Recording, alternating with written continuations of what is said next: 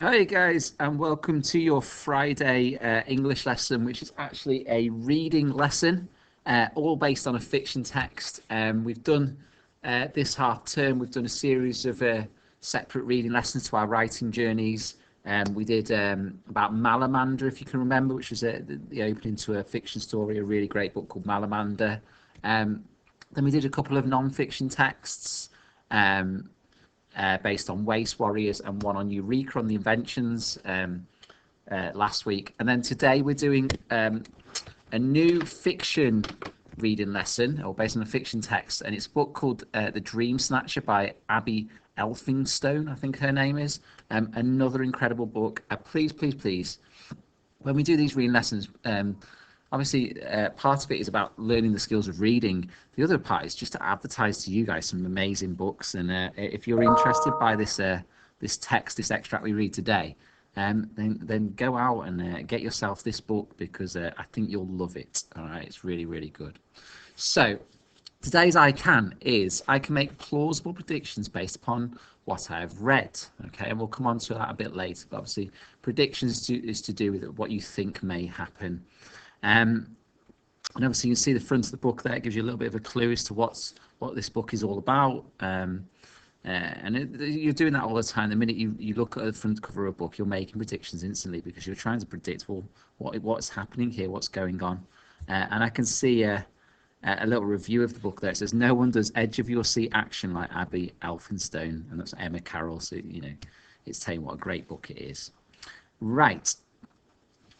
How we're going to do it today is, I've decided that all the way through, from Vocab Lab to quick quiz to some individual questions to the final task at the end, we're going to do that you'll sort of answer in your book as you go along. So I've numbered all of the questions all the way through, starting from the Vocab Lab. So I think there's 17 questions in total today that you're going to work your way through. That includes the Vocab Lab and the quick quiz. And that will be what we want you to submit for your lesson today, is to submit all of the answers to all those questions as you go along. And I'll talk through some of the answers as we go along as well. And some of the answers, there's no right or wrong answer as well. So it's just having a think, having a go, and I'll sort of say what I think as well. But you can kind of review as you're going along. Before we're going to read the extract, we're actually going to start with our Vocab Lab, and we're going to look at some words. And what I'd like you to do is, in your book, all those words or phrases that are underlined, I want you to write a definition of what you kind of think that word means or that phrase means. And if you don't know, maybe you need to go and grab a dictionary or have a look on Google and see if you can find a definition. So the first one is, "They weave a path." And the word I'm looking at, weave. What does weave mean? The second one is, "7 cloaked figures sit round a table." What does cloaked figures mean? The third one is, "Shakes her head and makes as if to stand." So the phrase I'm looking for is "makes as if to stand." What does that mean? Her arms grope for, I think the table, it should say there, the table. So what do you think groping for the table might mean? The flames loom closer. What does loom closer mean? And there is a brittle sound like frost crunching. What does brittle sound mean? So I just want you to have a go. Just write in, just very short, just one sentence or a couple of sentences. What do you think those words or those phrases mean? Off you go. Oh, pause the video as well. Okay, hopefully you've unpaused the video now. You've had a go at that. And basically, this is what all those different words mean, and hopefully you've got something similar to this. Feel free to tick as you go along. I mean, with reading, it's not always easy to have a definitive yes or no answer, but if you've got something along those lines, you can give yourself a tick. Weaving, well, weaving is to do with threading something in and out. I've got a picture of someone doing some weaving there. Anything along those lines of something going in and out. So they weave a path, suggests they're making some sort of path that goes in and out. 7 cloaked figures. The figure is the person, and a cloak, well, a cloak's like a sleeveless garment. We've got a picture of a cloak there. Okay. Shakes her head and makes as if to stand. It's a funny verb form there, and makes as if to stand. Essentially what that means is about to stand up, about to get up. All right, so that's what that one means. Her arms grope for the table, for example. what that means is to search blindly or uncertainly by feeling with the hands. So sort of like I'm sort of picturing someone sort of not being able to see properly, just trying to find the table. You know, when you're in the dark and you try to walk around and you don't quite know where the light switch is, and you sort of grope around the light switch and eventually you press it, something like that. And the flames loom closer simply means the flames are getting closer. Okay, they're obviously getting bigger or something. Getting closer to you. And there is a brittle sound like frost crunching. Well, what does brittle sound mean? Well, brittle is something that snaps easily. Okay, so a brittle sound would be like a sharp, snapping, breaking sound. Okay, so you can sort of assess your own work there if you kind of were along the right lines with that vocabulary. Give yourself a tick. But if not, don't worry, because what you've done is you've kind of got the meaning of the words, which leads us nicely into then doing the reading extracts. So I've uploaded the extracts to Teams for you to read yourself. I'm going to read through it now. What we're going to look at from this book, obviously we're not going to read the whole book, we're going to look at a very short extract from it, and it's actually called the Prologue. Now in this book, the Prologue is actually, it's a kind of bit of a narrative that's based 10 years before the story actually starts, before chapter 1 starts, and it gives you a bit of a hint and clue as to what the story is all about. I think it's absolutely fascinating and brilliant. I think you'll like it, and obviously if you do like this, make sure you go out and read the book. So The Dreamsnatcher by Abby Elphinstone. There are footprints in the snow, sunken marks picked out by the moonlight. They weave a path through the forests, round the ring of ancient oak trees and on towards the wooden huts. But there they stop, and the smoke curling out of the chimney is the only sign that anyone is inside. 7 cloaked figures sit round a table, their hoods pulled up despite the fire crackling in the grate. At first they whisper together, their voices low and guarded, and then the whispers fade, heads drop and lips curl back. A chant begins. There are no words, just grunted sounds scratching at the back of their throats. One of the figures pushes back her hood, and long grey hair falls about her shoulders. Not this, she cries. You said it wouldn't be this. She shakes her head and makes as if to stand. I won't do it. It's not right. But the others surround her, closing in like hungry shadows. They force the old woman towards the fire and, though her legs scrabble beneath her and her arms grope for the table, the flames loom closer. Not my hands, she sobs, please, no. But the flames are already licking her knuckles, shriveling her skin black. She shrieks in agony again and again, but the others only grip her harder, joining together in a crooning chant. A curse we seek, we call it near, to brand this hag who turned in fear. Follow her close all through her life, let her never escape our curse of full of strife. The old woman falls to the floor, whimpering, but even she cannot stop the charcoal mark that seeps through the skin on her forehead. She rocks back and forth, cradling what is left of her hands. The others turn back to the table and, when they are seated, repeat their wordless chants. It gathers pace, throbbing with a rhythm all of its own, and then shadows twist up from behind each figure, swelling in the air to form a cloud of darkness. The figure at the head of the table stands, beckoning the darkness closer with long, thin fingers. It settles in the outstretched hands, a black shape shifting up and down as if breathing gently. The figure withdraws a hand, reaching inside its cloak for a small glass bottle. Flicking the lid back, the figure tips the clear liquid into the darkness. The shape shudders. Then there is a brittle sound like frost crunching underfoot, and the darkness hardens into something long and black. The figure draws back its hood, and in its hands a shard of black ice. So it begins, the figure says. And from somewhere deep in the forest, an owl hoots, and snow starts to fall. Okay, I absolutely love that extract. I feel sorry for the woman in it, but it just really, really intrigues me as to the rest of the story. Okay, so guys, what I want you to do is your quick quiz. I'll load it full screen.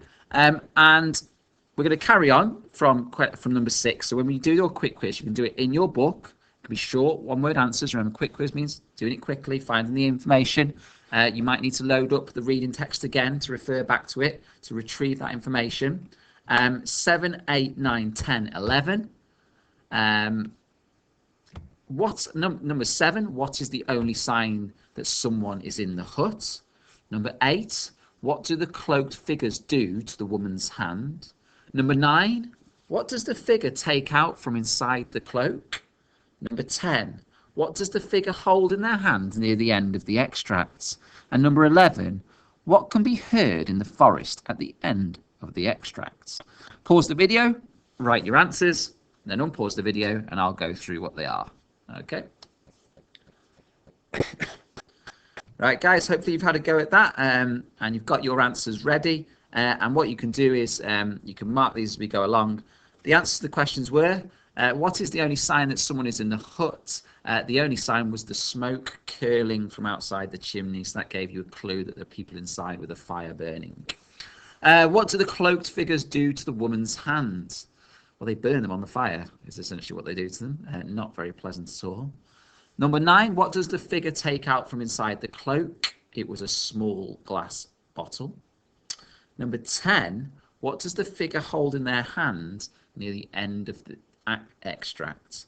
What the figure holds in their end of the extract is a mysterious shard of black ice. A shard is kind of like a sharp sort of block of ice. Okay. And what can be heard in the forest at the end of the extract? The thing that can be heard was an owl hoot. All right, give yourself a tick if you got those. That was our quick quiz, bit of retrieval, scanning back to the text, picking out some of the key information. Right. So we've read that extract, and we have it's obviously got some information within it, and gives us lots of clues as to what's coming up later in this story. So what I've got for you here are some individual thinking questions that we would do in school. And there's 3 questions here. The first one is, who do you think the cloaked figures are? Number 13, well, what are they doing? Which is kind of a retrieval question, just picking out from the text what are the things they do.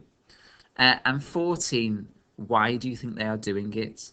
So 12 and 14, they're kind of inferential prediction questions. Who do you think they are? Based on the clues in the text. 13 is retrieving information. What is it they're doing? 14, why do you think they're doing this? I'm going to ask you to pause the video in a second and write down your answers into your book. Try and use full sentences.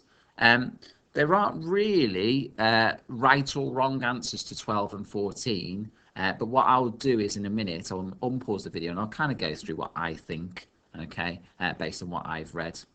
All right, pause the video, have a go.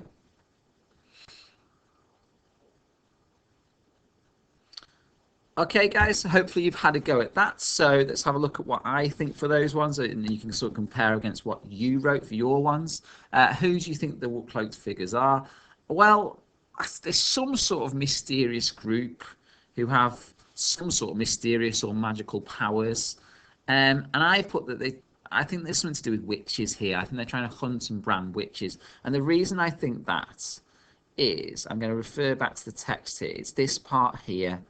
Where it refers to the brand this hag who turned in fear.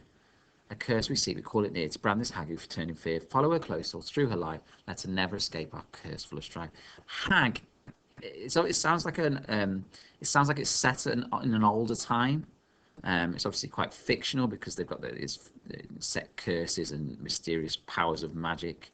And a hag, when you hear the word hag, it often refers to witches. So I think there's some sort of strange cult, you might call them, or a group of mysterious people that maybe try and brand witches or hunt the witches in some way.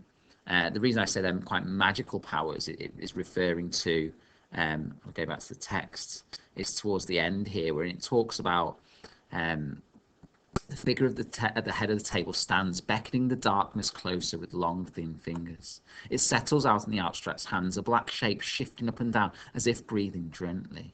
It's all very mysterious and strange, isn't it?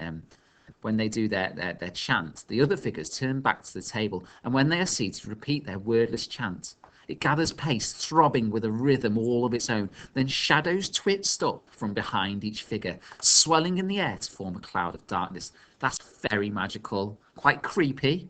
I can picture it now, these hooded figures crouched around, doing this wordless chant, this grunting sound, and then this mysterious darkness forming behind them, and then that creates this sort of... then it talks about this part here. It says the figure withdraws a hand, reaching inside his coat for a small glass bottle. Very strange, something magical about it, but I think quite an eerie magic to it. I don't think they're particularly good people. That's my impression. What are they doing? Well, it's a bit more factual here. They're branding a person, aren't they? They're branding this lady, who I think they think is some sort of witch or something. That's my prediction. And they're setting some sort of curse on her because it refers to here, in this part here. It says, a curse we seek, we call it near, to brand this hag who turned in fear. Follow her close all through her life, let her never escape our curse full of strife. And you can picture them chanting that. It says a crooning chant. So it'll have been, I kind of got this impression of like cackled way of speaking, and for some reason that's what I picture in my head. A curse we seek, we call it near, to brand this hag who turned in fear. Follow her close all through her life, let her never escape our curse full of strife.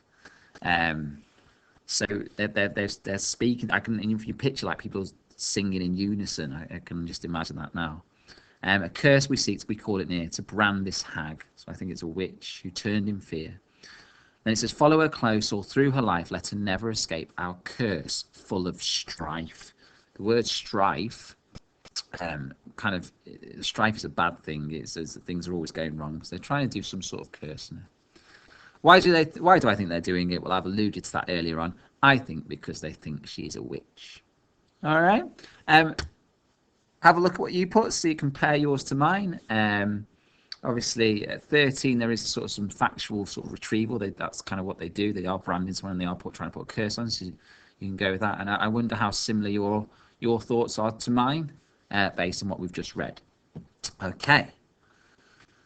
Now, my next little task for you to do today, so that you can see already, we've done 14 little mini questions, and you should be doing those in your book as you go along, lots of pause and play type things. My next thing for you is to think about vocabulary a little bit here. So it says, look at the back of the text, and it says, what phrases or sentences tell us that the woman is distressed?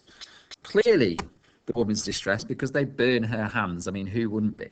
But there's particular language and words and phrases within the text that I think particularly tells you that before it happens, how distressed she is, and by stressed it means panicked, etc. Now, I've picked out 1, 2, 3, 4, 5 different sentences or phrases that I think refer specifically to her stress or show us her stress. So what I want you to have a go at doing for question 15, have a look at the text and copy direct sentences or phrases or quotes from the text that you think clearly represents this element of stress or distress, or this woman feeling very distressed. And then pause the video when you do it, and then after that I'll go through what my 5 are, and we'll see if any of you match up perfectly to what I did. All right, guys, pause the video now, have a go at doing that. Look back at the text, find the sentences or phrases that show that she's distressed. Okay, hopefully you've done that one. So where I looked in the text particularly, which showed that she was really stressed, I looked through the first bit, kind of describes the setting, and then we get to the point where this woman appears, and it's all around here, this part here and up here, which is just prior to them actually burning her hands, and all of those parts show how distressed she is. And some of those quotes were, let's see how many of these you get. Not this, she cries, you said it wouldn't be this. There you go, there's one example of a really very, you can tell when someone's saying this. Not this, she cries, you said it wouldn't be this. The fact that she's crying, or she's speaking and she cries, shows us how stressed she is. Uh, Though her legs scrabble beneath her and her arms grope for the table, I'm picturing her now, when someone's like being held against their will and trying to get away or trying to grab onto the table, that word grope for the table. That shows to me that she's distressed. Not my hand, she sobs. Please, no. The exclamation makes it so clear how they're sort of pleading with them. She's sobbing, exclamatory sentences. Not my hands, please, no. Not this, exclamatory sentence. Lots of exclamation marks. She shakes her head and makes as if to stand. I won't do it. Okay, so she's wanting to get away. The pause there, I won't do it.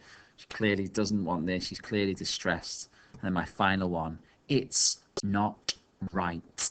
Okay, so I'm sure you got many similar ones to that. I wonder how many, whether you got sort of exactly the same ones as me or not. But all of those phrases and sentences are showing you really clearly how distressed this woman is.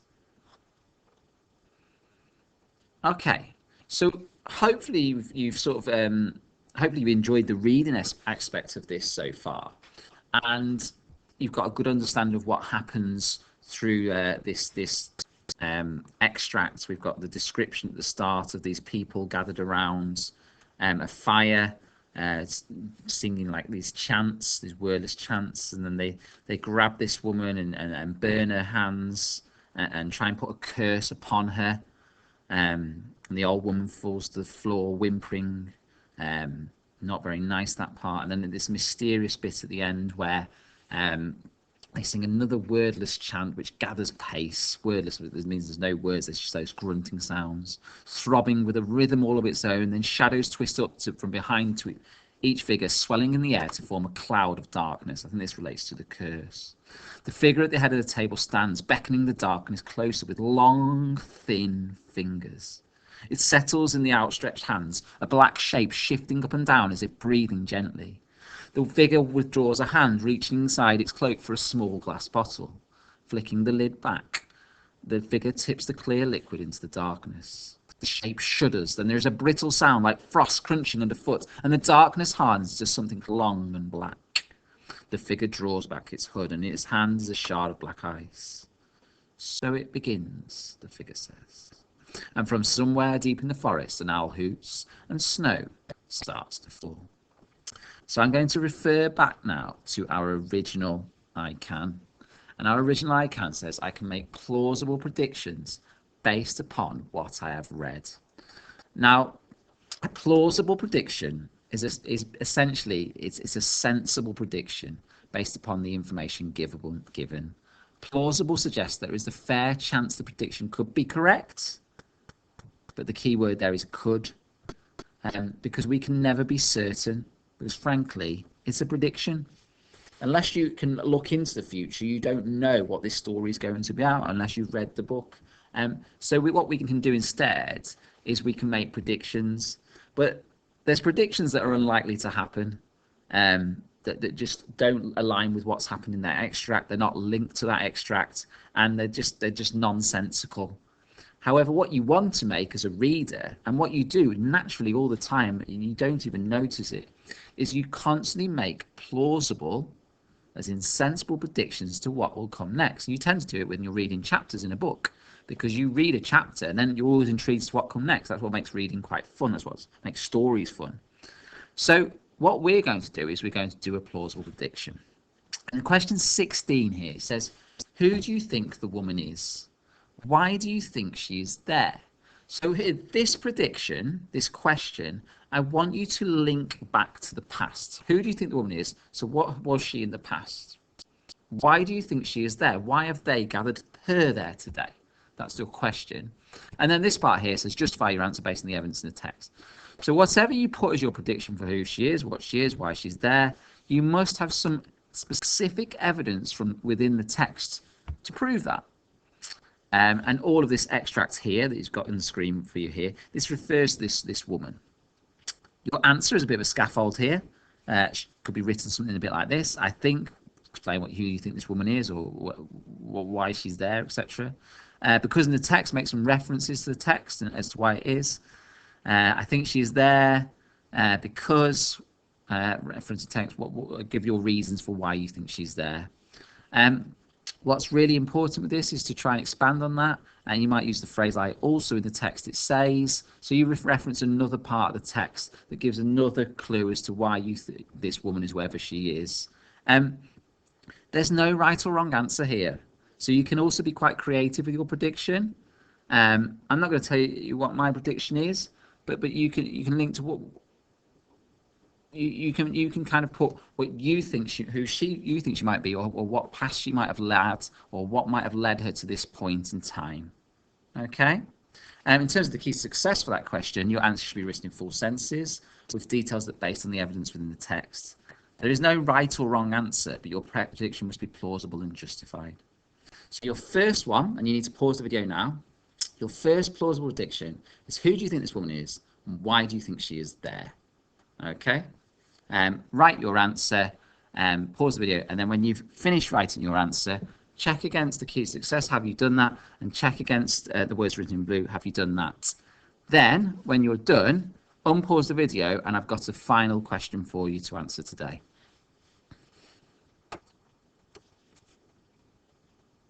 Okay, hopefully you've made your prediction for that question.